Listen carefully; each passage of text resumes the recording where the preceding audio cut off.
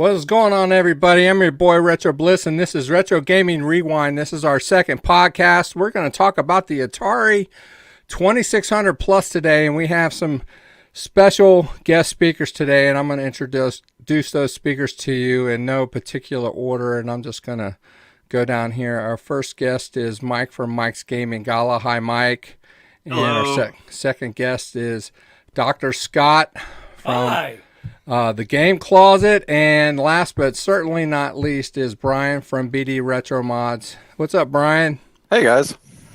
We're gonna have some fun tonight. Now, 3 of the 4 of us are content creators. 2 of the 3 have already posted reviews on their channels, and I've got my review about 85% done. I just got mine like 2 days ago, and I got up at like 5 this morning, and I've been working like a dog trying to get it done, and I just have not been able to get anything done. And my wife was out of town. I had to go to the airport. Long story short, I just didn't get it done. And so, but Brian, I wanted him on. He hasn't got a chance to get his Atari 2600 Plus, but there are some special circumstances regarding the 2600 Plus that brings him on the channel, and he's going to be of some great value to us here tonight. So I don't even know where to start with this thing.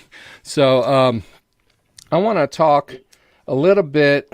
I don't even know where to start. I didn't even really get You know where a good place to start would be? What's that, Mike? Considering Brian hasn't gotten his, and you just got yours, the absolute disaster in how these have been shipped out. Okay. So I'm willing to bet I ordered mine last. I had to order mine from Amazon, and they didn't come up until a few weeks after they were available on the Atari website. And of this group here, I don't know about Scott, but I know of the 3 of us, I got mine first. I got mine on the 22nd, I want to say. I'm not even sure what day I got mine. I think it was the day it was promised. Okay, so that would probably be like the 17th, I think. I think it was the 17th I got it. Yeah. It was 17th or 18th, one or the other. I know I've had a number of people comment on the channel saying, you know, what's up? I ordered mine on day 1. And to be honest with you, when they first came out, I really wasn't going to get one. I decided that I wasn't going to get one when I first heard about it.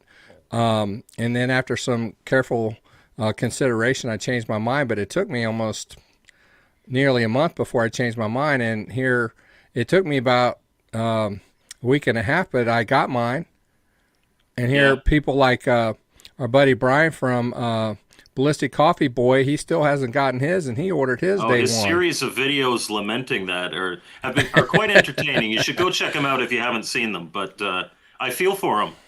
I do too. Yeah, and that's the thing, because I know at least 2 of you I know were hesitant on even buying it, and where myself, I pre-ordered it like within the first hour of it being announced, and it's only because with making my controllers, I knew I needed to get one just to double check the compatibility with everything. So, you know, I ordered the system, ordered the 2 games, ordered the paddle kit. And again, I did it all within the first hour of it even being announced. And I have no tracking information, no date of when I'm going to receive it yet. And that just blows my mind, because you would have thought it would have been kind of a first come, first serve basis on their pre-orders. Right. You would have hoped. I haven't gotten my paddles yet. My Amazon, I said this last week, Amazon updated my expected shipping date to who the hell knows. It just says unknown. But is it actually in the email? Yeah, no, yeah. The little emoticon of the guy doing that. But I got my Mr. Run and Jump, I got my Berserk Enhance, and I got my system, just no paddles. And it was the same with the Game Station Pro. Sorry, I was about to mention Mr. Poe. But the Game Station Pro, like Mr. Poe style, had a pre-order, and then he's sitting there, and they're like, "Yeah, it's delayed, and he's waiting for his, but they're on the shelves in Costco. And it's like, what the hell's going on? These are people that supported you. They pre-ordered. these are your hardcore fans. You take care of them first. Like that's You know what's ridiculous. interesting about Brian is that he is a avid Atari fan, and not only that, he's got friends within the corporation. Exactly. He covers almost nothing but Atari. He should have gotten his first. He should have gotten a promo copy. And I you was, would think. You would and think. Scott, what were you were talking about? He had some communication. He's had some communication directly with Atari, and they've not been very kind to him either. Okay, and I'll tell you about that just real briefly. So there's I won't mention the other channel. He's a channel much smaller than ours, and he's a real nice guy, and he did a review on the Atari 50 right as soon as it came out. And what was that, like about February of this year? Wasn't it something like that? February, March when that came out? I can't recall. And he said, yeah, he goes, just reach out to some of these start reaching out to some of these companies. They might give you like a preview copy or something or whatever, or if they have hardware, sometimes they have hardware they can just lend you and you just send it back. And I'm like, oh, well, that would be kind of just a review. And I'm like, okay. He goes, the worst they can tell you is no. And I said, well, that sounds like a good idea. He goes, because I got my Atari 50 code from them, and it wasn't like it had expired or anything. And he said, I didn't buy it. I did my review, and that was it. I was like, okay, so I'll start reaching out to a couple companies.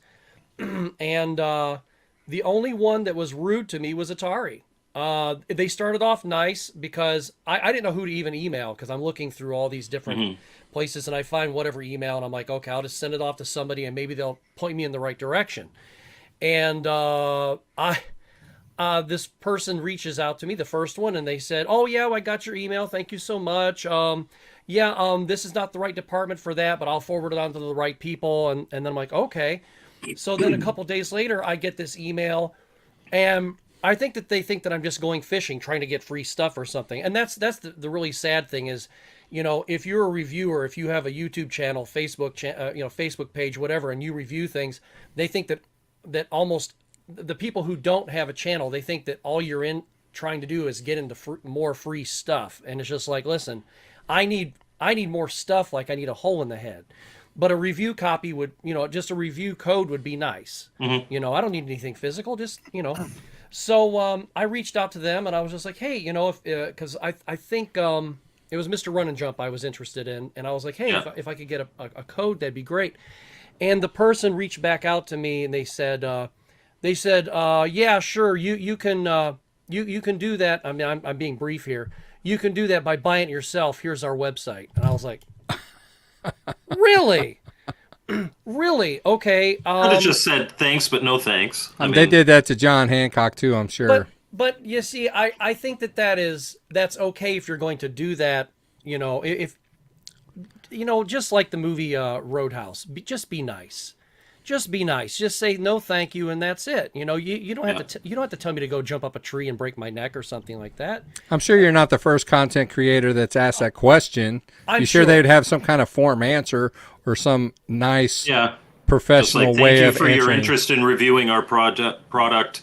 At the moment, we're not gonna, we're going a different route or something. But as someone who's had an Atari since like the late 70s, early 80s, I can't remember what Christmas I got it, 79, 80. But and I have actual original stuff in this room from when I was, just, this high to a dinosaur. And what if one of these days I do become, the size of a John Hancock or something like that, and then they're like, "Oh, well, we want to get all the influence we can out of you." And it's just like, you weren't nice to me. Why would I want to be nice to you? Because you get free stuff. Anyhow. I was going to say two quick things, because one, hey, Jay, and secondly, I saw there was a thing Mark mentioned I wanted to kind of talk about just quickly. It was just Mark mentioned I'm still on the fence. The Game Station Pro seems to be the better value. I think it really just depends on what you're wanting. I mean, the Game Station Pro is good if you just want ultimately a digital way to play your stuff, right? Because you can load all the ROMs on it, from multiple consoles. And overall, for the price, it's not a bad unit if you're just looking at a straight emulation box, where granted the Atari 2600 is also, or 2600 Plus is also an emulation box, but the big difference is being able to play original cartridges with it. So it really comes down to what you prefer, how you prefer to play your games, because I don't have a Game Station Pro yet. I thought maybe we might see a deal on Black Friday. That never happened. But I've heard hit and miss on the controllers. Some people I don't hate the mind them. controllers. I've got one. They're I hate the horrible. controllers. There you go. So I mean, But you can play with the Xbox controller and a USB-C cable. Yeah. so that's just something else to keep in mind, that you'll likely need a different controller with But you it. you can't map the buttons either, so you're kind of stuck. Stuck with what you got. Yeah. But there are options, and I'm sure down the road people will figure out ways to put other things on there, other Oh, controllers. I'm sure that will happen. Absolutely. And one of those people is right here in our midst who might be able to do Yes. that. Yes. Speaking of that, since we got you on there and we're talking about that, when I was doing my review, I was looking, I've got, you guys know, I have one or two of Brian's controllers in my collection. Just one or two. dozen. Just one or two, yeah. So I decided I would try a couple of my 7800 controllers on the 2600 Plus, and spoiler alert, the 7800 2-button arcade stick that with the LED light, when you hit if it's just a 1-button game, it works fine. But if you hit the second fire button, it does both actions for both buttons, just with the one button. So when I played Chopper Command, it would fire and turn the helicopter at the same time, just by hitting the one button. And so I felt that very annoying. But Brian also makes a Dogbone 7800 button in it. When I plugged it in, it worked just perfectly. So I don't, tell me what was I doing wrong, Brian? I don't know that you're doing anything wrong, because one of the things as we're starting to see in the Atari Age forums, is the 7800 support on the 2600 Plus right now is not the best. I mean, it's actually really disappointing, because some of the problems, like the difficulty switch being reversed, I mean, that's an issue, because some 7800 games, if you have the difficulty switch in the different direction, the buttons act differently. It thinks it tries to act more like a 2600 controller. The other issue is just the action buttons in general. They reversed them.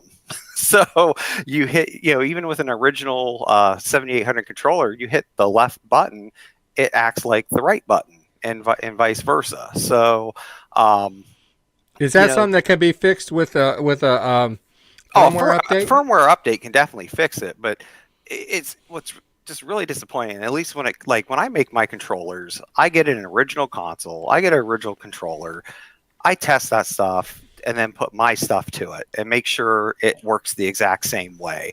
And I just don't understand, how did you not know you reversed the action buttons? How did you not know?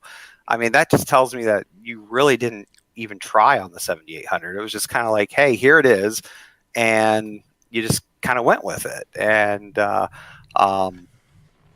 so to answer your question, what I'm curious of, which I could try if I could ever get my 2600 Plus, is if I use one of my original, that's not using the LED lights, and see if the same thing happens. Because if the same thing happens, then it's something with the emulator itself. Something's wonky there, because I think Atari Leaf mentioned it. There's weird issues with other games as well on the 7800. So it could just be the emulator.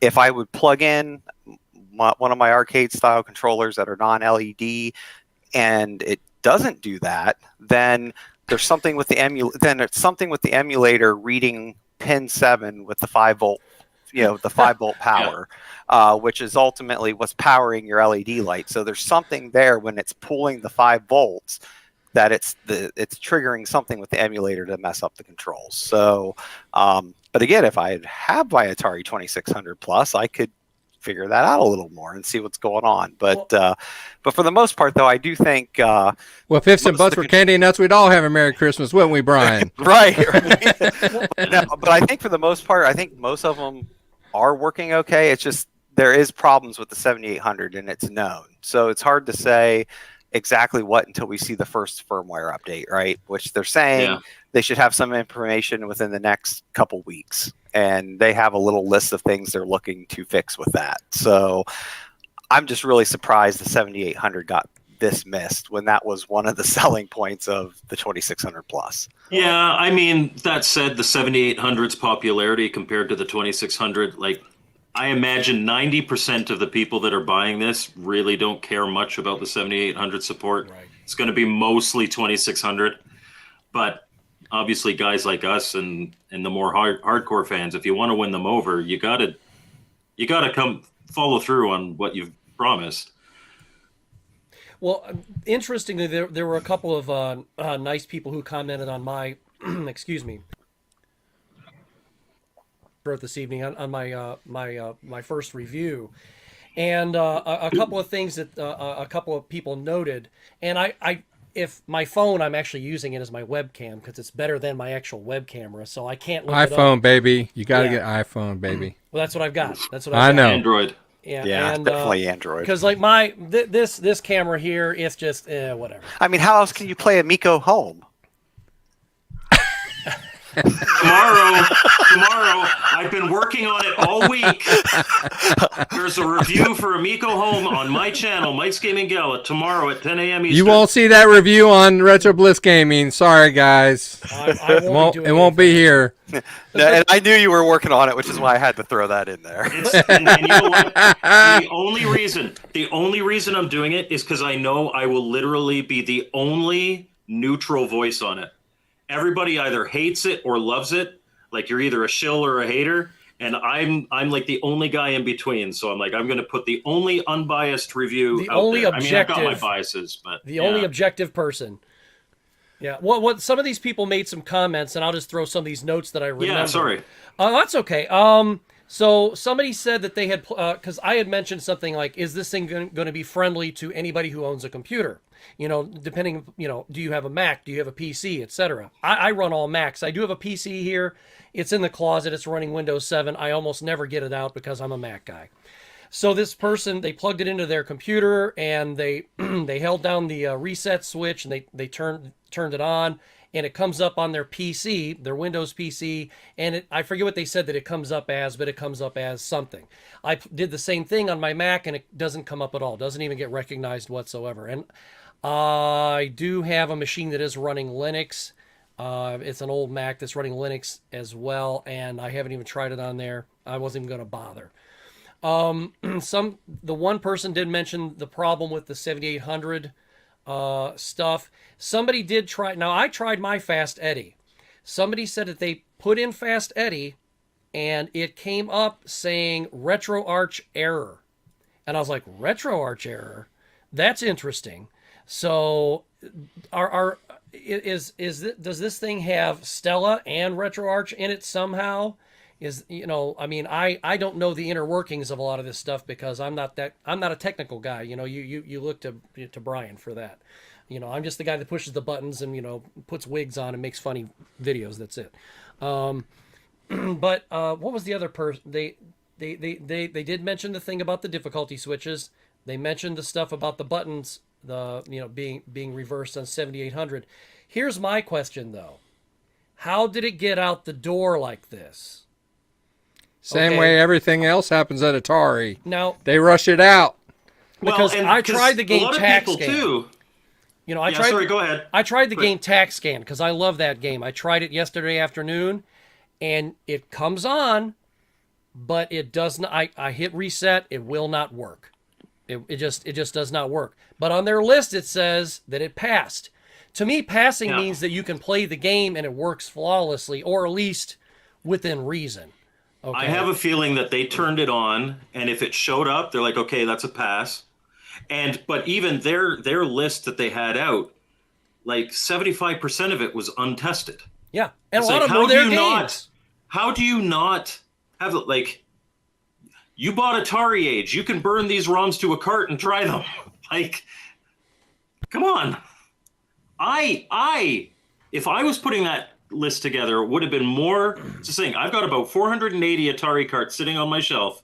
I could have done a much, like, they should have given me a call, sent me a free unit. I'll test all my carts on them. Yeah, and you would have done a better job than they did probably because, well, like I said during my live stream for the Retro Roundtable, I was just like, who has a list of games and says, well, this one's untested and this one's untested, but it's your IP. You actually have that game. I mean, I know you're not the Atari of yesteryear, but, you know, I'm sure you can find a few garage sales or a couple of shops where you can at least go find a copy of something, you know. I mean, you know, Crazy Climber is not ultra rare, but I'm sure you could go find that. I mean, Defender, yeah, okay, that's fine. That's, you know, seventh most sold Atari game of all time. But Stargate and Defender 2, the exact same game. Defender wasn't even on the list whatsoever, or Defender 2 wasn't even on the list whatsoever, and Stargate was untested. And I'm like, okay, how do you not test something that's yours? I could see if it was, you know, Porky's or something, and you couldn't find a copy of Porky's. Oh my gosh, we didn't test Porky's. What are we going to do? But still, send me a free copy. I'll test Porky's for you. Exactly. Can I interject something here? Absolutely. And this is respect to the gentleman to the right of the screen who was doing some comparison with the Retron 77. When I first got when I started looking into this and I saw the compatibility list, I did the math. And when I got the Retron 77, I was really excited about it, but Retron 77, they put a compatibility list of their own out back in the day, and their percentages of compatibility were actually a lot lower than what Atari's is. When it first launched, absolutely. Yep. But well, that's Hyperkin for you, though. I was going to say the reason for that is because Hyperkin was using their own sourced version of Stella, so it wasn't the full version of it. I don't know if that's the right way to say it. So with the firmware update, then the cartridges that are compatible now, it improved with the new firmware update? Yes. Is that what you're saying? I just updated mine. I did not know 3 days that. Ago, and Okay. It still didn't help out with the paddle stuff, though. Okay. Right.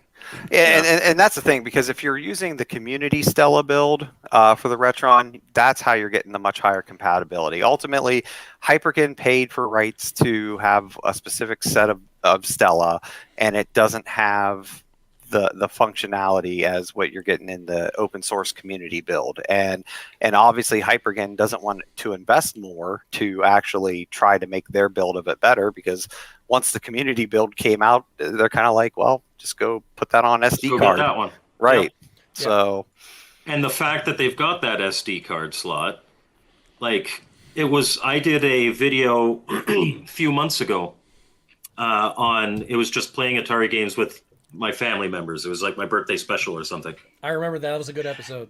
Yeah, and so, you know, I put the carts in, and sometimes the carts don't work.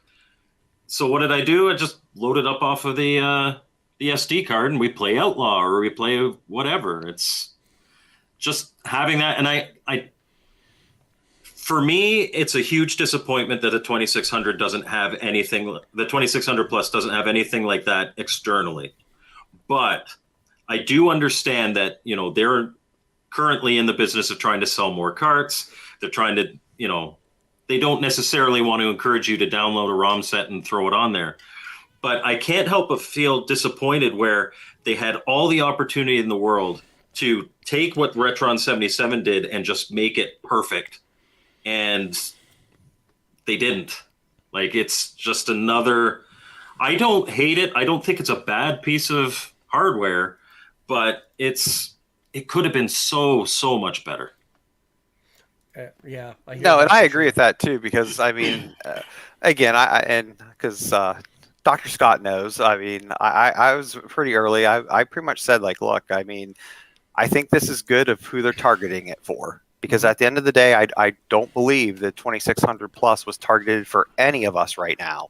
that are even watching this stream at the moment, right? I mean, They had to know we'd be the ones talking most about it. Right. I mean, that ultimately, yeah, right. Of course, we're going to talk about it, but I mean, I really feel that audience was meant for just the person who wants a quick, easy way to play their old carts in their basement on an HD television. And that's exactly what I said at the end of my video. I'm like, my dad would love this. Right. You know, he's got 30 carts and he just wants to play his Atari on HD.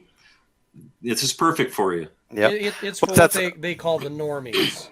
Yeah. You know. But that's also normal. though why they needed to get this right the first time, because when this firmware update comes, how's it going to roll out?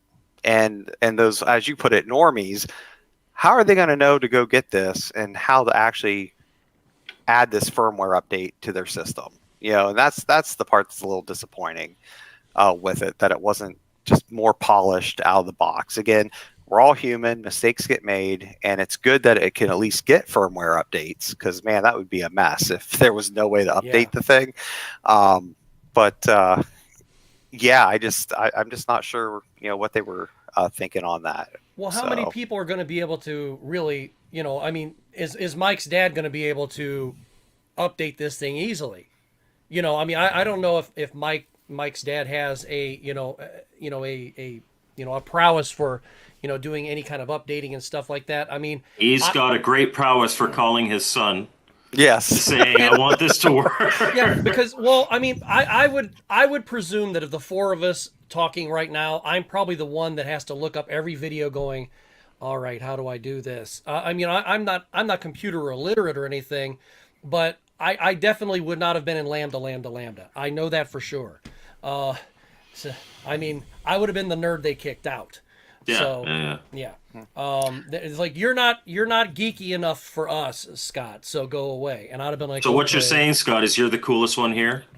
I mean, No. we all know it, but and the most humble. No. Yeah. No. I'm the nerd that the nerds wouldn't want in there. They'd just be like, you can't do all the computer geek stuff, but you've got the pimples. Get out of here. Yeah, that's like the LARP kids. I always used to tease my brother that LARP was invented so that the Magic Card kids had somebody to beat up.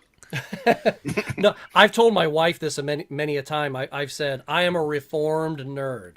I said, there was a point in my life in which I said, okay, I have to give up the Transformers. I want to kiss a girl. And that was it. So at the age of 17, I stopped. I thought when Star Wars came out, that all went out the window. I thought it was cool to be a nerd then.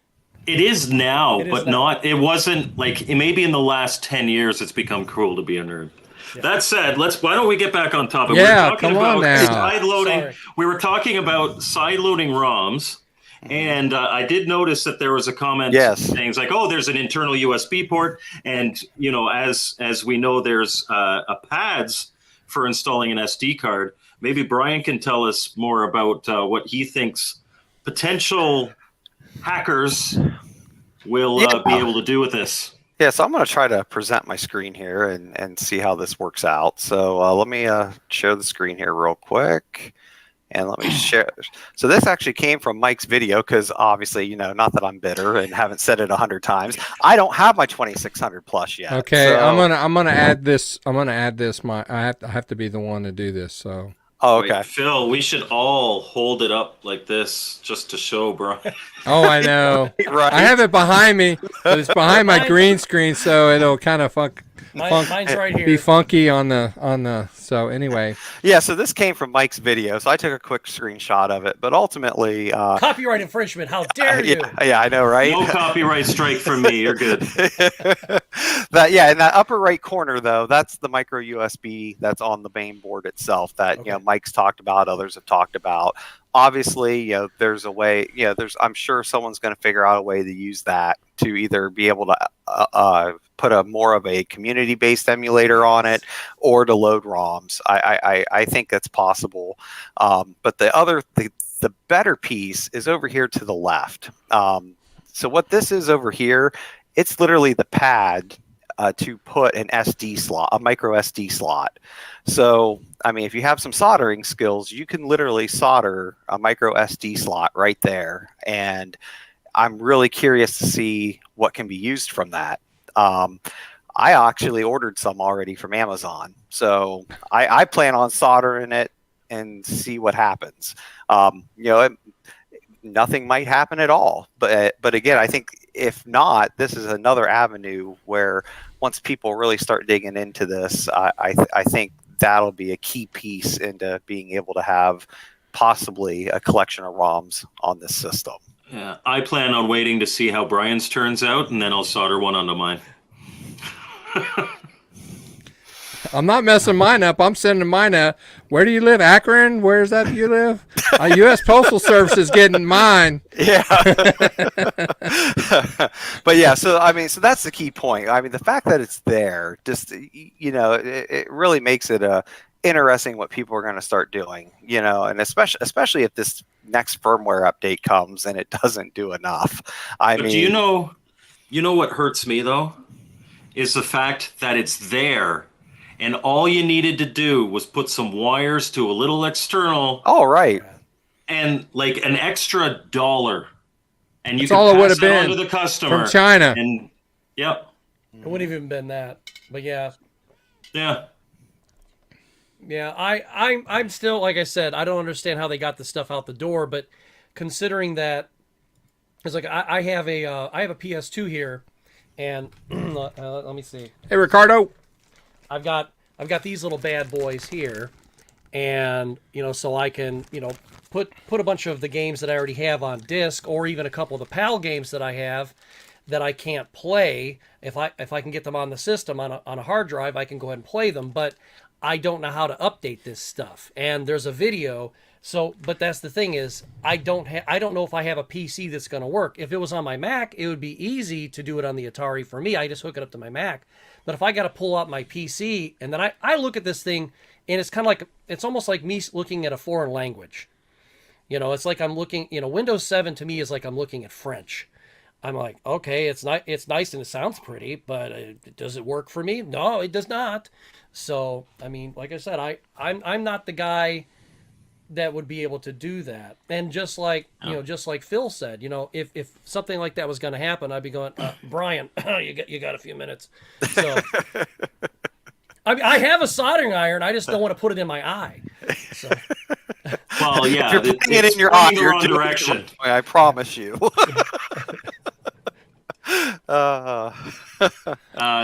Jerome, the hardware is absolutely beautiful and high quality. I cannot fault Atari for any of that. It feels rock solid. It looks great. It's sexy as all hell. And one thing I will clarify, because I wasn't sure in my video, and I found out after, and I'm not sure, Scott, if you had any firmware is updated through that USB-C port. You plug it into your computer. That's what Atari 8 said. You do not have to open anything. No. I got a whole bunch of great comments on my video. One of my favorites, and it's just sitting there, and I don't even like, because I like to reply to every comment on my videos, and I don't know how to reply to this. It's just like, because obviously I was comparing it to the Retron 7070. It's just like the 2600 plus is better. I'm like, okay, like how do I respond to that? I never said it was bad. I got some pretty mean comments too, and you put yourself out there on YouTube, that's going to happen. And I think it was John Hancock. It might have been John Hancock, or it might have been Perry from Perry Fractic's Retro Recipes. They said once you start getting hate comments, you've made it. And I'm like, well, I don't feel like I've made it yet. There you go. But I did want to say this real quick to who was it up there? It was Jay. He made there was a comment that Phil highlighted. Thank you. That was very nice. I appreciate that. But yeah, the USB-C port, if you guys have your PCs there, just plug it in and go ahead and, hold down your reset button, and then, flip the on switch, and you'll see it mount. And I forget what it says that it calls it, but it calls it whatever it does. You'll see it in my computer right there. So it will mount. On the Mac, nothing at all. That's a shame. Yeah. Well, I'm hoping to. I mean, again, I don't think anyone fully. I mean, I think that's one way they're going to have you do it. I mean, it's also going to be questionable. Can you do like a Y splitter USB extension there to be able to power it, and then maybe plug in a USB that has maybe the firmware on it and let it Because we know it somehow load carries that way. data. We What's know that it thing carries called? data, so Right. So, I mean, I hope so, because again, if it is, again, I know most people have a Windows device, but there is still a decent amount that don't, and that's going to be a struggle for them if they don't have another way to possibly update the firmware. What are those things called? Is it OSB splitters or whatever? I can't remember what they're called. Yeah, I'd have to look. It's Yeah. something like that. But yeah, it's just literally like a Y adapter where you have the USB-C at the bottom and 2 USB-Cs coming off of it. So, Mr. Poe, you are absolutely 100% right. The first hate comments I ever got was that my first Intellivision Amico kind of sort of related video. You've gotten a lot of And it hate wasn't comments it wasn't recently. even an Amico video. Oh, actually, you know what? No, it was the Atari Age one. That was my Yep. first hate comments. Yep, you've been getting a few hate stuff lately. I don't mind. I leave them there. I'm not going to curate my comments. Hey, There- bad publicity is still publicity, right? There are a couple that I do get rid of though, because I'm just like, no, that's just too If it's vile, I'll delete it. But I've never had to. I want to kind of veer off the subject for just a second. I was talking with Mike about this, and I want him to. We were both happened to be on Atari Age looking at this, and it was regarding the Harmony cart. And I want Mike to touch on this. When I saw this, I was like, "What?" And if those of you don't know what a Harmony cart is it's a cartridge that you can load ROMs onto. And most of us have those for our normal 2600s, and we load tons and tons of ROMs on there, and it has a menu on there, and you just pick what game you want to, but if you put them on there with all your ROMs on there, and you turn on the 2600 plus, nothing. However, go ahead, Mike. Well, if I don't know the specific details about it, but apparently there's a way to flash route, so it just loads one ROM. And if you do that, the 2600 Plus can then dump the ROM and take it and play it normally. So you can still use your Harmony card. And when I was talking to Phil, he mentioned, he's like, yeah, but why would anybody want to do that? And I said, well, if you want to play Red Sea Crossing, nobody's going to have a cart. You've got to play a ROM, and that's a way to get the ROM onto your 2600 Plus, and you could play Red Sea Crossing or Air Raid or whatever. It's just a lot of trouble for a person. Like most people who have a Harmony card already, more than likely has a 2600 already. So I would hope so. Yeah, so unless you are just that into I have to play it in HD mode, you're not going to go through the trouble of removing, unless you just have a specific SD card that you're just going to flash one game onto, and you just take it out, put it in, and load your game that way. Unless let's say you have 100 SD cards, you can just, this is my my one game SD card, and you stick it in the Harmony cart, and then you stick the Harmony cart into the 2600 Plus. You know what I mean? Yeah, Which is not. I have about 75 of these. Here's my Exactly. There's your collection right there. Yeah. There's your collection right there. You can print little labels to put on them and everything. Exactly. Except You like that episode of Yours Revenge? Oh man, I could barely play that the other day with these on. I don't know what I would do if I had to do it with that. It'd be like that one episode of Saturday Night Live when Will Ferrell was answering the little phone. Hello? Hello? Oh, I love that. Yes. Hello? I love it when he's shutting it. Yeah. It's like, here's my Atari collection. Yeah. The other thing too, keep in mind as we're talking about the Harmony, the other one that seems to work is apparently, now again, you can't buy it anymore unless someone's selling it, and you're going to probably pay an arm and a leg for it. But the Dragonfly cart, they're finding, because the way how that works, it's kind of the same concept. It loads the game to it first, so you pick your game, and then it loads, it saves it to the cart, and then from there the 2600 Plus is able to read it, because again, it's that singular ROM dump type deal. So basically the 2600, as long as it can access, like it's being fed one ROM, it can load it. But the problem with anything that has a menu that you then select a game, the menu is, for all intents and purposes, a ROM that then links to all the other ROMs, and then you just can never get to them. That's And with that, I interesting will how they say, do it. I will say, Mr. Postile is trying to derail the conversation now because All right, let me see. he I just put a missed it. comment there that's just going to completely derail this whole episode now. Well, I'm just saying. I was going to say I appreciate. I the wish I fact could that, kick. I wish I could kick the viewers off because I'd probably kick him off right now. I appreciate the fact that Even Dr. though Scott has a one of my lineup of the best there's Atari game right behind him. I know Yes. he already knows how I feel about that. For those of you who don't know, the original Everyone 2600 knows, version Phil. of Pac-Man isn't exactly my favorite 2600 game. Yeah. I'm a It's little his bit bitter kryptonite. about that. Yeah, it's my kryptonite. There is, and you know, Phil knows about this, and I don't know if Mike's watched it. I would imagine Brian has, but I have that one video. If you just look, It's up a on- beautiful video. I love it. It's my favorite. yeah, if you look up on The Demon Pac-Man video is what you're talking about. And there are yeah. links in the description for Mike and Brian's, and also I'm sorry, not Mike and Brian's and Scott's sites. So go ahead. I'm sorry. I don't even remember the title of the video anymore, but it's a year and a half old, about something like that. And if you see a picture of me and a demon behind me, and I'm holding a Pac-Man cartridge that looks like it has the Eye of Sauron on it, you've landed on the right video. That's it. And trust me, if you want to have a really good laugh, watch any of my videos. But if you want to have a really good laugh, watch that one. I promise you, it's worth the price of admission, especially since the admission is free.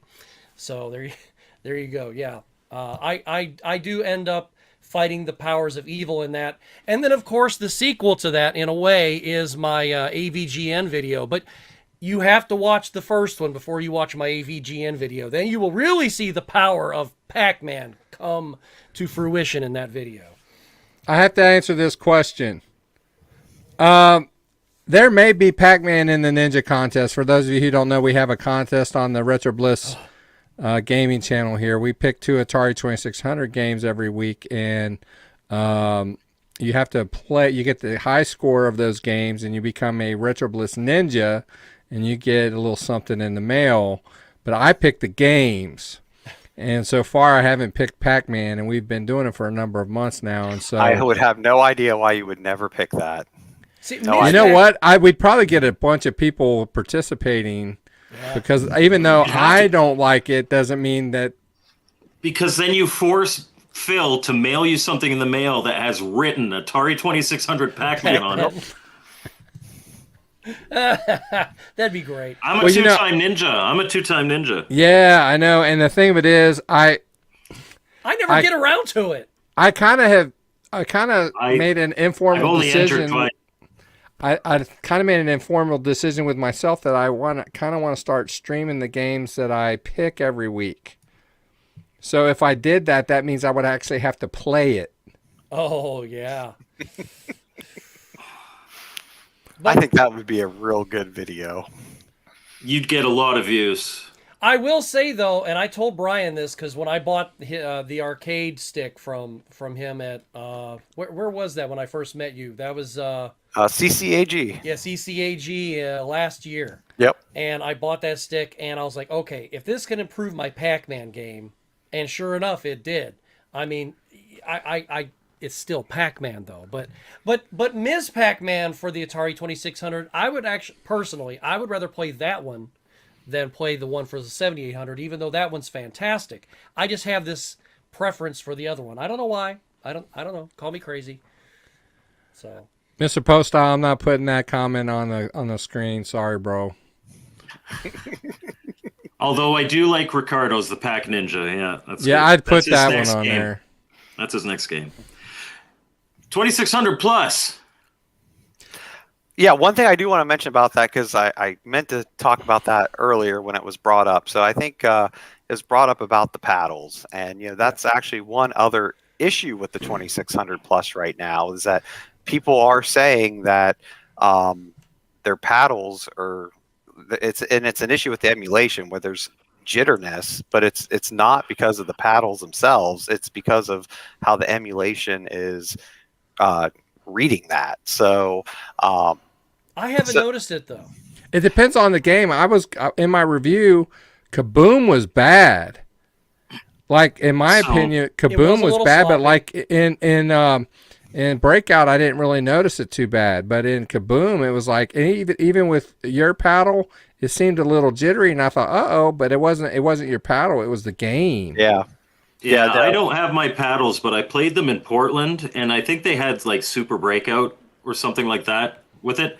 And I remember thinking, like, this is fantastic. They feel like Yeah, that real was controllers. fine. And my impression of it back then, both with the joystick, the console, and the paddles, was that if the compatibility on this thing is good, I can't imagine anybody wanting to play Atari on anything else.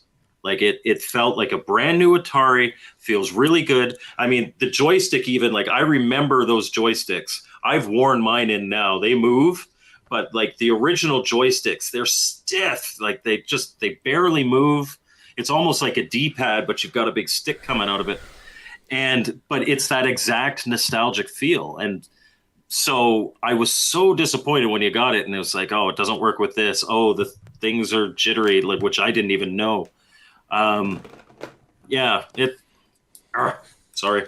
Yeah, and again, I don't know if we'll see that fixed in the next firmware because, I mean, looking on Atari Age, the things that have been said for this next firmware, but they're saying they're not sure what's fully achievable. This is what they're hoping for, is that 7800 emulation upgrade, whatever that means, 7800 dumper upgrade to fix reported PAL cart errors and enable homebrew games, 2600 PAL color palette change to Z26, 2600 dumper upgrade to fix Real Sports Boxing, Circus Convoy, CBS RAM Plus, and M Network games, 2600, 7800 auto detect cart region for 50, 60 hertz displays. And then, of course, the two bigger ones right now, the 2600 difficulty switch reversal and getting the Atari 7800 action buttons the correct way. So, Well, I did try out the only Atari 7800 stick that I have here, the one I told you about, Brian, that has a little bit of a problem. I think it's pushing right. You have to push really hard. And when I plugged it in, I don't know what happened. And I actually omitted this. I just deleted it from my video before I put it out. But the thing got real clicky, and I'm like, "What's going on?" And the thing wouldn't even work at all on the 7800 or on the 2600 plus. And I'm like, "Is there something?" I didn't even get my 7800 out to check it out. I'm like, "Is there something wrong with my joystick? Is it the 7800 itself? I don't know." So I just said, "Okay." I put it down, and I wasn't even gonna deal with it until a later time. Hey guys, we have a couple questions I want to address. Someone's asking if they think we're going to come out with a 5200 plus. I'm going to tell you right now, I want to that's answer not going to that happen. Okay, I personally, I would love it because I would too, but Me too. as much as people, because obviously, as we all know, 5200 has a terrible rap, and it's just it's a great. But the reality is, for its time period, it was the best ports of many of the games. Best version of Missile Command. Right. And I would love to see it, but unfortunately, I just don't know that you will. And a lot of it just has to do with the controller, like just what they would have to try to do to make a controller for it. And what I would really like to see, honestly, it probably wouldn't be cheap, but I don't care. I'd be all for it. Is give me something that's like a Super Retro Trio. Yes. That's FPGA. Yep. That has 2600, 5200, or I should say 2600/7800, 5200, and the third part's Atari 8-bit. Give me that, and I would be in heaven. Man, that would be amazing. I got in a hell of a crap storm. Sorry, I know this is a PG show. I got in a hell of a crap storm by even mentioning the possibility of something like that on my channel a few months ago. So, but I would absolutely love that too. I would absolutely love that too. I think the biggest reason you're not going to see a 5200 plus isn't even the obstacles that they'd have to get over with the controller. It's the fact that even though there is a dedicated small community, it's a very small community. It is. It's way too small of a niche. And Yeah. the reason how come the 5200 did get the bad rap, and as most people who know the 5200 know, Controllers, yeah. it's the controllers, number one, and then number two, the first iteration of it, well, wasn't the very first that, because they had two. Yeah, they had a 4-port, and then they and the 2-port, and yeah. then but they had the power cord going up through the RF and all, and it was just confusing. Oh yes, to people. yeah. That shocked you every time you play. Yeah, and it's way too small of a niche, I think. And my wish list for a Retron 5 style would be very similar to what you said, Brian. But I would throw in the Jaguar and the Lynx as well, so that way you have a 5-fecta there, a quintfecta, if you will. Can I add my dream FPGA if we're picking a trio? Yes. So in television, which does not have any kind of like even an emulator where you put a card in, all that. ColecoVision, the CollectorVision did the Phoenix a few years ago. Those are going for like $600 to $1,000 now.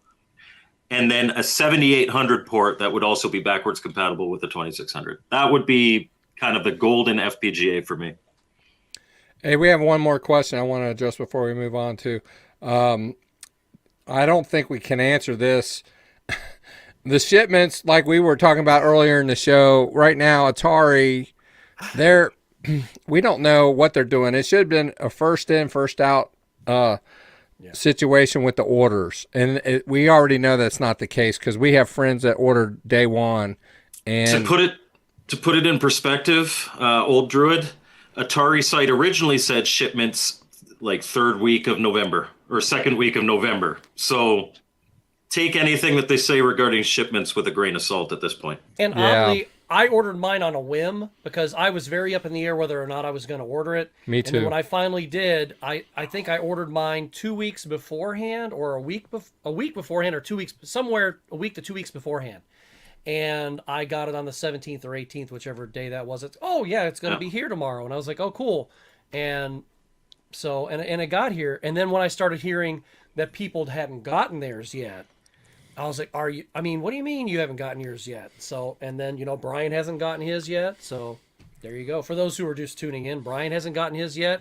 And Ballistic Coffee Boy, he hasn't gotten his yet. And just like Mike said, I need to send him flowers. Yeah, he really should have gotten a preview copy, especially because he advertises the heck out of Atari. So yeah, so honestly, he's super, super nice to Atari, like to the point that he will sometimes make excuses. Like they should hire him as a PR guy. He apologizes for him. When I bought my VCS I have sitting right over here, they shipped it to me and the thing did not work out of the box. I had to contact them, and then they tell me, "Oh, you have to do a firmware update before it'll work." I had to run down to Target and pick up a USB stick, download, because I didn't have one laying around. They expect you to have one laying around. I did not.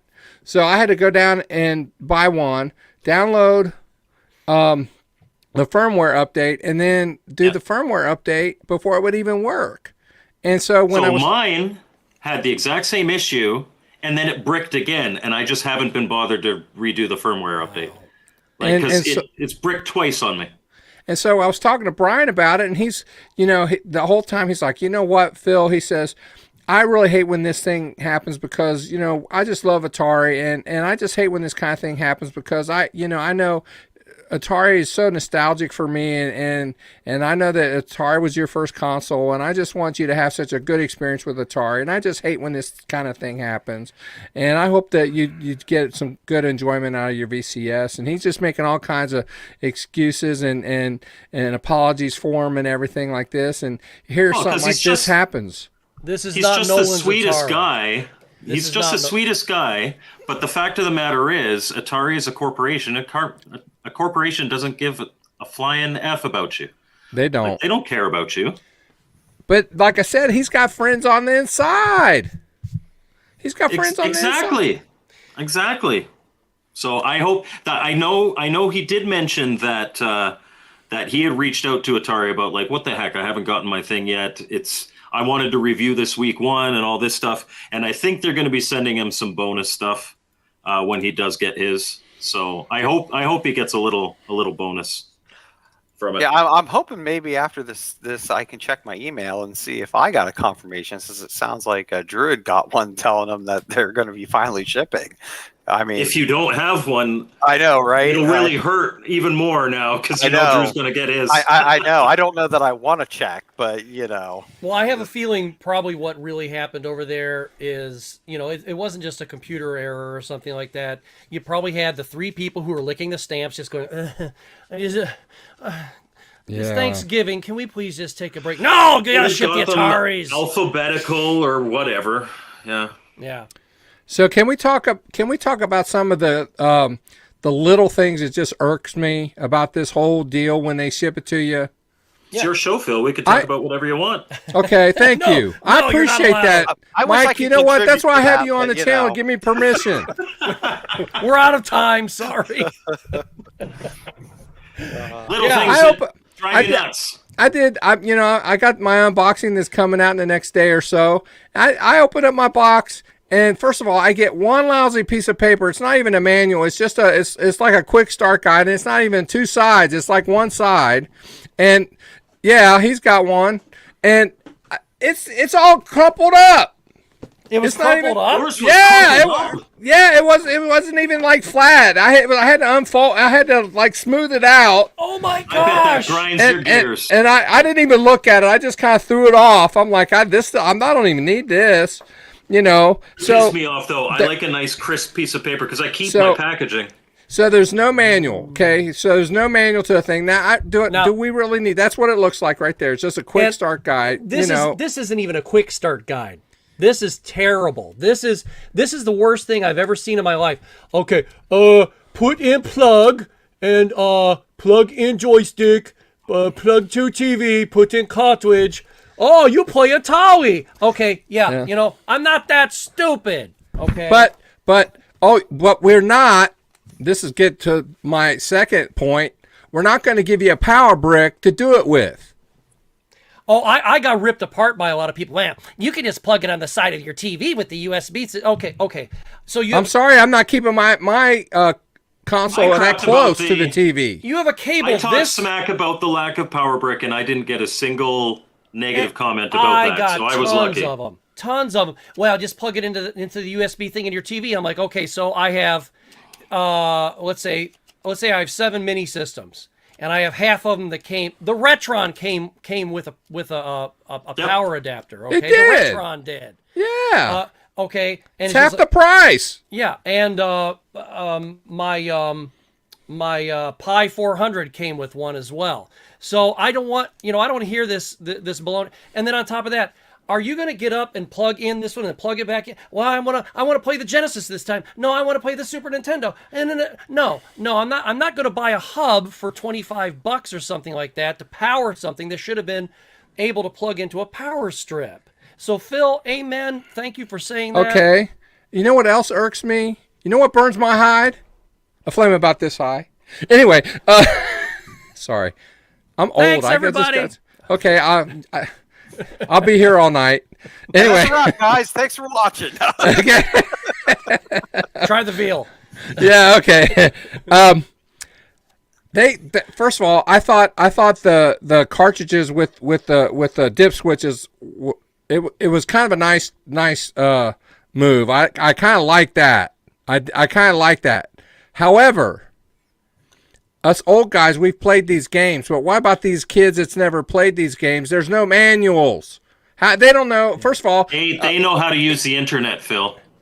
Well, okay. What about Berserk? Well, okay. Okay. Let me give you an example. Yeah. You bought Berserk, voice enhanced. Okay, you have that. Yep. You had to make the assumption that the game options were the exact same as the original. You had to make the assumption. Now, I know I played a bunch of Berserk, and I know that option 6 is where the robots shoot at you and where Evil Auto is invincible. I know that from playing it all the time. But what about these kids who don't know that? You know what? Scott left You me. know what? No, hang on a second. Okay. When I was a kid, I don't recall having the manuals for many of my games. And you know how I figured out what everything did? You played a game on Select 1. You played a game on Select 2. You just play through all of them. That's how I played as a kid. We had Scott. I mean Mike. What about the grid on the back? It was simple. You didn't need to read it. All you had to do is you could put it on the back of the cart. Manual. Phil, you had to have the manual. You go to a garage sale, you pick up a cartridge. It doesn't have a manual with it. The vast majority of my Atari collection does not have manuals. But Well, let's see here. That's why My you have point- to watch my mini reviews. my every Friday point night is, instead of at Sunday garage morning. sales, you're not buying it brand new. Right. You're not But paying $29 for it. I don't need the story, because, back in the day, we just had to rely on our imagination, and then they're like telling you what's going on. We don't Now need you're that. making.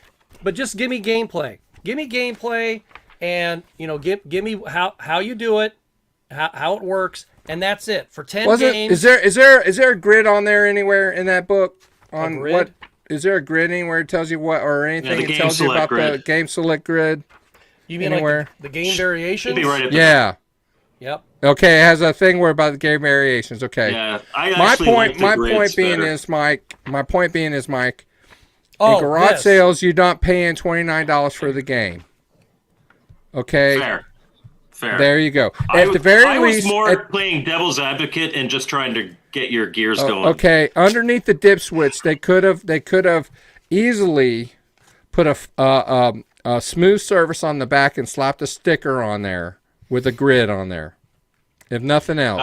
Except for there's 10 games on that cartridge. You're going to put grids for all 10 oh games. yeah, on you the can sides of do the card? that. Yeah, you're point taken. But there's nothing wrong with printing a 10 or 20 page booklet and putting it in the box, and For and that- $29. Well, but I'm looking at it like this.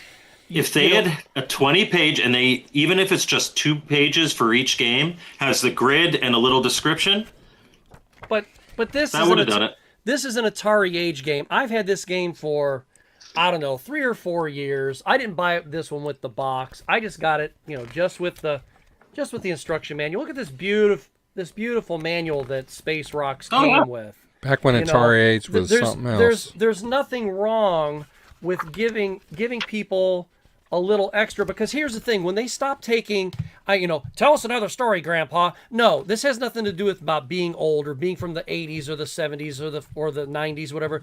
It's like this: if you get a blender, they give you a darn manual to show you how to operate the blender. If you have a bottle of shampoo, they put on the back for you idiots out there, don't drink this stuff. By God, we need to know how to operate our games. And I'm telling you, all you companies out there who stopped doing this and didn't, cut us a piece of the action in the price of your game. Like, I remember when the 360 games, they stopped doing that, and the PS3 games, they stopped doing that. Well, they were still $50, $60 for the games. You didn't shave off $1 because you didn't put this in there anymore. Oh, you'll figure it out. You're a smart boy. I miss manuals. Yeah. I'm just old school. So a couple of things I'll say to that, because first off, a little off topic, then I'll get back to topic. It's just I see Urban in the chat did a shout out to me. Hey, Urban. I'm glad you're liking the controller. I appreciate the kind words there. And then on the topic of instruction manuals, I'm kind of torn on. Like, granted, I like them because that's what we grew up with, right? But how many times did we really read those manuals, even when we had them? And what I Every single time I did. I'm not I was gonna a lie. kid. I like Mike. I usually just figured it out. Yeah. But with that said, though, what I think they should do is still give a QR code or something that just is to a PDF file that just tells you the basics. And Yeah, then, or at that least would be direct fine. you. I mean, and then if someone really wants it, they can They can print print it it out. off. It could have been on the other side of the one piece of paper that they they sent in the box. It could have been that on the side Quite of the frankly, Berserker. just to follow Brian's saying, reading the manual is admitting defeat. I think sometimes that might, in a whimsical way be true, but imagine you're a 9-year-old kid, you're out to dinner with your parents, you're an only child, you don't have any of your friends with you, and you were lucky enough to, I don't know, get this game. And you're like, okay, it's been out for a little while, and I mean, it needs a manual. yeah, it was down to $20, and Dad said yes, and you're sitting there at dinner, and you're eating your chicken parmesan because that's the only thing you eat because you're a stupid kid. That's me, by the way. And you're sitting there reading this thing while Mom and Dad are having their nice evening out, because they would rarely get a babysitter, and you're sitting there going, oh, this is so cool. Oh yeah, and I'm not even getting to the back and and all these these cool things, what all these little things are. Yeah. No, if you have a racing game or something like that that's modern, do you really need a manual for a lot of that? No, because they show you a lot of that in game. But for these things that you really needed to use your imagination for, things that were not very. I mean, it was really obvious. Point ship at rock, shoot rock. I mean that's and then tell us what the scores are, and that's it. But when you get into some of these other ones, like Sword Quest, which I don't think is a very good game, you need to know what the heck is going on here because a lot of these graphics aren't exactly graphical. Okay. Yeah. So Now, so on the flip side, when I was a kid, I have 5 younger brothers. You raced to the console with that cart just to be because everybody got like a game for Christmas, and you wanted to be the one that was able to play yours. So Now forget the now manual. the truth comes out. You didn't have time to read the manual there. Yeah, Aha, I okay. didn't anyway. Okay, there it is. Now we know what's up. Okay, go ahead. But speaking of that, so like Berserk and Mr. Run and Jump, they didn't have manuals. really, They came with the little dust sleeve inside, which I like that little dust sleeve because you can leave the card on your thing and it doesn't. But there's no manual in those boxes, and I imagine now I did not get it. I'm not falling into this trap. Really, really lazy what Atari did, like that re-release of Outlaw just with new art. It's the exact same game. oh, that was Don't go re-releasing games. But does anybody in the chat maybe know that bought it? Was there a manual in there? Because if there's no manual in there, you're getting less than what you would pay. You would pay maybe $15 to get a complete in box original Outlaw versus this $60 special edition. John from Gen X. Gen X Gamer, is that the channel name? I believe so. Gen X grown Yeah. up. Grown Up, that's it, yeah. Okay. I chatted with him just a little bit here back in the summer. Nice guy. But I know he bought the XP of all those games when they came out. Yeah, And I'm $1,000. Yeah, and I'm trying to remember if that one came with a manual or not. And I think they came with mini posters. Yeah. I mean, but you're right, and that's something that I was saying, because if you're going to re-release Berserk and you're going to add some functionality to it, that's fantastic. That's a little different. Yeah. And and coming out with something new like Mr. Run and Jump, listen, if I got a review copy to check it out and they said you got to send it back, I'd be like, okay, I'll do that. Or I mean, you can't get a code for an Atari 2600. Yeah. But the one that I was wanting to play was the contemporary version for modern consoles. Yes. Yeah. So that would be cool. I didn't have a real interest in it after I saw John Hancock's, and I was like, this looks way beyond rudimentary for me. So I just kind of lost all interest. But at least it's a brand new game from somebody's mind and put out by Atari, as opposed to Outlaw. And I'm like, Outlaw? You chose Outlaw? Of all the games from like the first 2-3 years of Atari. I loved Outlaw, but the fact is you can get it super easy for super cheap, complete in box. And honestly, that's what surprised me even with the newest one now, Fatal Run. It's just, why did you pick the 2600 version? Like, if you were going to do that, why wouldn't you do the 7800 version? Because 7800 emulation doesn't work very well on the 2600 plus. And yeah, you're right. Especially I mean, that's two-button.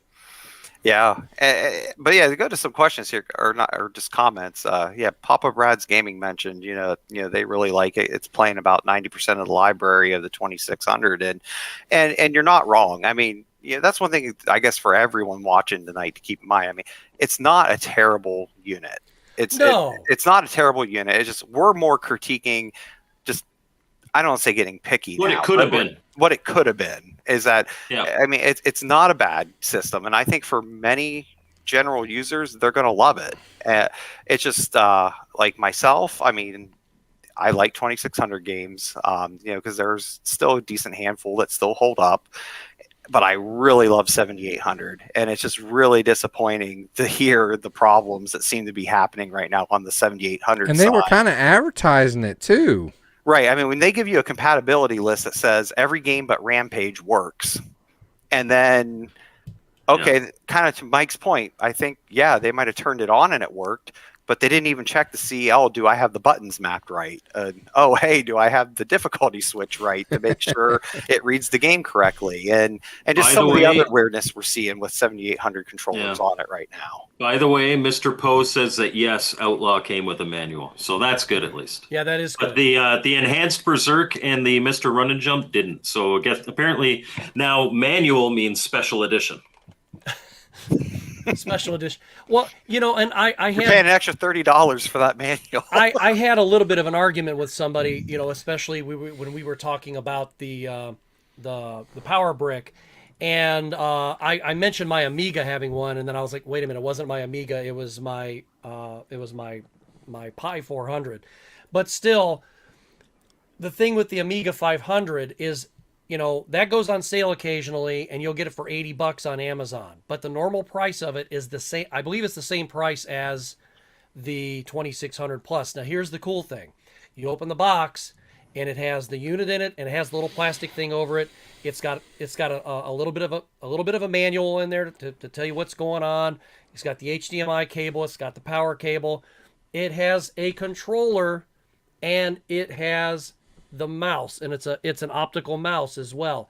And all of these things are very, very high quality. And on top of that, everything works out of the box. Plus, they even tell you how to add more ROMs to it. And there's like 3 USB ports on the back, and there's some other ports and stuff. I mean, it's not the same Commodore from a long time ago, of course, whoever is putting the Commodore Minis out and the Amiga, but there's a difference in quality here. And I for the people who are not, Apple of today is still not the Apple of 20 years ago to me, but still, I will say this: when you open something up, and it's in a nice package, and it comes with a really nice manual of some kind, some printed material, they're showing their customers, we care not just about the money you gave us and about you, we care about the product itself. And that all kind of marries together into saying, we want your business again and again. And again. Because right now, a lot of people out there are feeling the giant Atari middle finger. And that's just not right. That's just not right.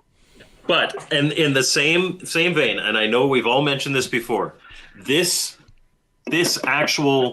physical product with the metal switches and the click and all that, this they cared about this. You can tell that they cared. The quality, the feel, like everything's right about this. It's the stuff that's inside that we're nitpicking. Yes. This right here is fantastic. I gave the look and feel for this and the controllers an A+, easy A+. But do you know what that is, Mike? What you're holding right there?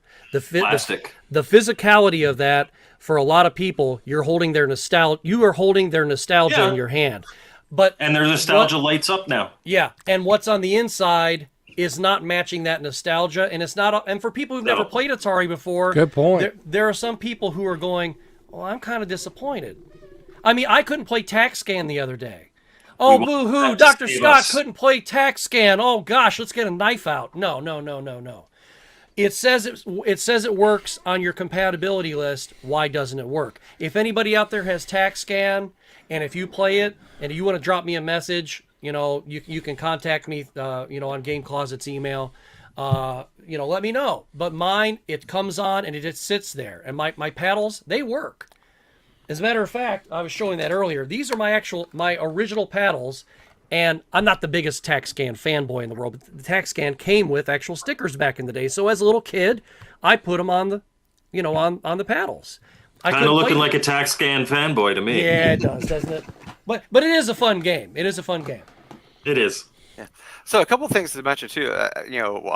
When we talked about possible modding of it and stuff, that we'll be curious what homebrewers start to come up with for the system is something that is an easy mod for anyone.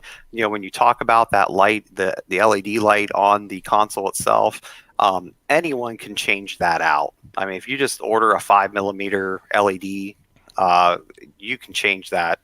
Make it any color you want. You can make it any color you want. No soldering needed. Extremely easy to do. So that's cool. That is one other thing you could do with, by the way, if you do decide to ever open it. Yes, fast food works. I just had to say that real quick. Fast food works. But one other thing to talk about, because as we're talking about the things with the 2600, is just also, and it doesn't sound like it's going to be fixed yet. And even whenever this next firmware update comes, you still can't use a driving controller. You still can't use the keypad controller. Yeah, the Star Raiders controller. The Star Raiders. There's a number of peripherals that still will not work. May never really. May not. And that's that's a little disappointing. Just because not MB 7800 compatible. Does the trackball work? I don't know. I haven't heard anything. I have a trackball. I just don't have an Atari 20. I heard some. I think I saw somebody watch it.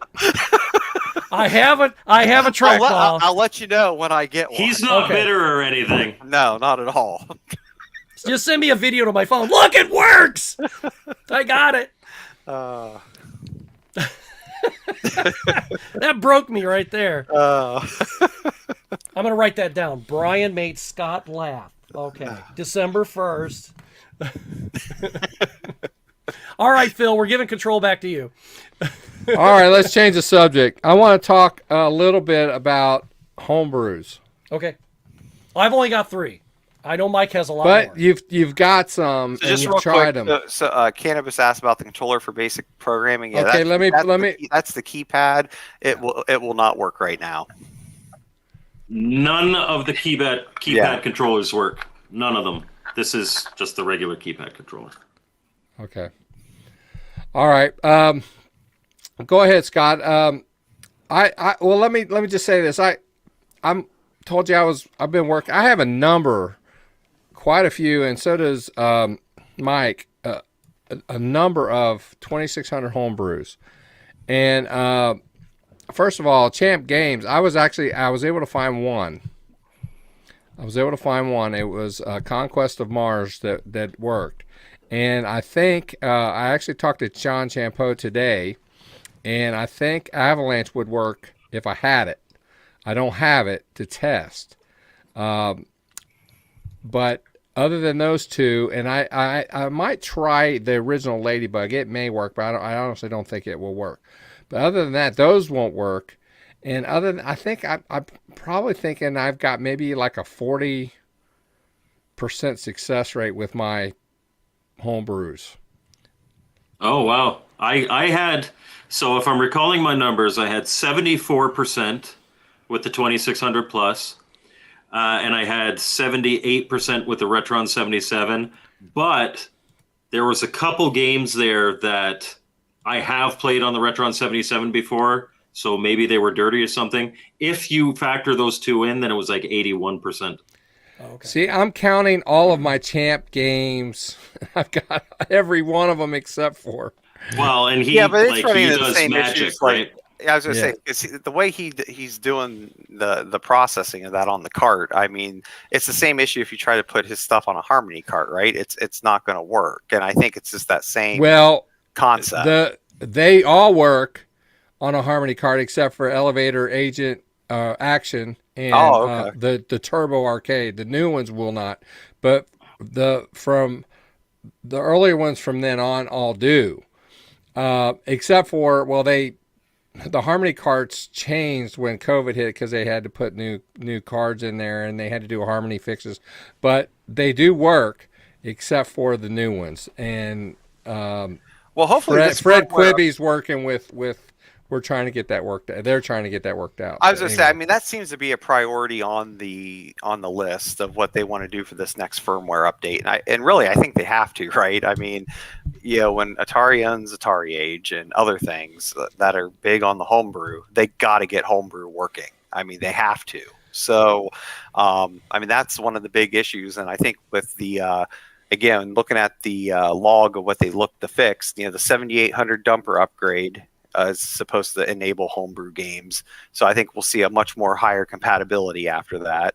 But then they're even doing some upgrades to the 2600 dumper. So, which is kind of funny that they mentioned one of the sets is for the M Network games, because, I wonder what they plan on coming out with next. We're going to get a 10-in-1 flipper switch M Network cart. Frogs and flies. That's right. But obviously, with that dumper upgrade, we could see more homebrews start to work. I mean, I'm not going to start throwing huge stones at them on the homebrew because at least they were upfront with that, right? They said they said up front that was going to be an issue day one. So of course, that's why I had to title my review "The Totally Unfair Homebrew Based Review of the 2600 Plus." And that was a fair title, I thought. Yeah. Well, I only have 3 homebrews. Technically, I have 4, but my son has one, and I haven't seen him in a while. He has Flappy. I have Space Rocks, and they're right here. Juno you got first. Game Panic 3. Yeah, and let's see, Space Rocks, Fall Down, and the other one I just said. The one that didn't work was Fall Down worked. Space Rocks did not work, and Juno First did work. Yeah, did you say Game Panic 3 worked for you, Mike? Yes, it did. It worked on my system. You're right. It did not work for me. Yeah, Game Panic 3 did not work. Interesting. Didn't work. And that is interesting because I think even John Hancock has shown that one is a compatible game for the 2600 Plus. Well, it's interesting. Go ahead. And well, that brings me to a new point, though. Is there... I mean, we've seen that the quality has not exactly been across the board the same, So is there a reason why could there be a reason in programming or something, or maybe when certain consoles were produced and sent out that could cause the quality variances? Because if John Hancock, I think he said he tested it at PGRE. So if he tested it there, was their test unit different from ours? But it works on mine. And it works on yours because it would not work whatsoever on mine, but it does work on mine. Because mine is a repackaged Portland one. It could be. So one thing I saw in the comments from Munch that he said, I've tried Circus Convoy on the 2600 Plus and it doesn't work. I will say that is in the notes from the developer for the next firmware upgrade here. They are looking to do that. That's part of that 2600 dumper upgrade. So again, the goal of that upgrade it's to fix Real Sports Boxing, Circus Convoy, CBS RAM Plus, and M Network games. So hopefully when we get this next firmware announced, and they said that we're supposed to hear more in the next 2 weeks, that hopefully you'll be able to enjoy that game on your 2600 Plus. Yeah, Does anybody know why the M Network games would have been incompatible? Is there something specific that Mattel did with them? That's a good question. I'm really not sure. My Tron Deadly Discs is the only one that I've tried, and it worked just fine. Oh, okay. But that's the only one that I tried. It's really the only one worth trying. Yeah. I mean, Armor Ambush, it's okay. Yeah, you know what? No, Come on, Mike. I'm being unfair. We know in private you play Frogs and Flies for hours on end. I'm a huge Frogs and Flies fanboy. I admit it. You have a poster in the other room. That's right. Hey, someone's asked a question I got an answer to. Answer away. Because I definitely can't answer this one. No one has answered this question in any of the reviews that I have Atari box works. seen. Bestow us the knowledge, Bliss. Yes.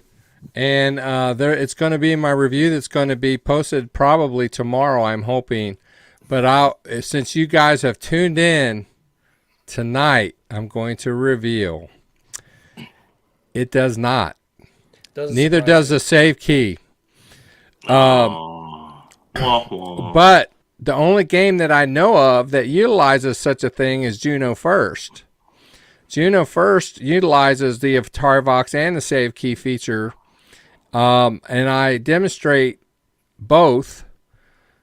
I played games, got a high score, put in my initials, and then turned off the unit, turned it back on, and my high scores were not there. Oh, wow. So You know why? Well, maybe not. Maybe not. Never mind, because there's no rerun. I was thinking because every time you turn the system off and on, it redumps the ROM.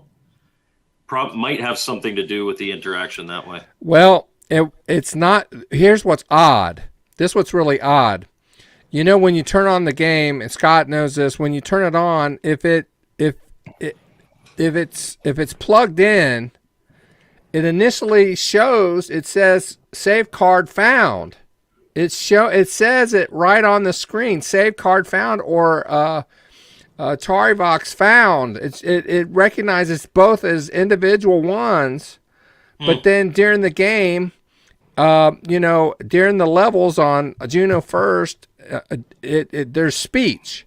The speech does not come out at all, and then during the gameplay, and then the save scores do not save at all. And then if I unplug that and then I just put in the save key, no scores are saved that way either. That is really weird. I wonder if they'll come out with an update since, they now own Atari Age to update that, or is it just going to be something that's going to get shoveled under the rug since it's not really that high of a priority to them? Well, here's my thought, and this is one thing I mentioned in my review. They now own Atari Age, and Atari Age, they're known for new homebrews that come out. Yeah. And they sell the save key and the Atari Vox right on there in the store there. And some of their homebrews do utilize at least a save key feature. And, you would think that they would have thought about that part of it too. And that they would want that to work. Yeah, because now if more people are buying the new Atari 2600 Plus, and since they own that, they might be able to start utilizing that with new updated games and things like that. Or they could just end up doing what they did with Berserk Enhanced, and it just make the chip talk itself, as opposed to having to have something else to utilize that. Yeah. To answer Jerome's question, it's creative programming. It's not Atari Vox. It's just creative programming. I did see that Papa Brad's Gaming said the tax scan is no bueno. He just checked his cart with the 2600 Plus. But isn't that weird, Papa Brad's Gaming, that they say that it does work, but it doesn't work?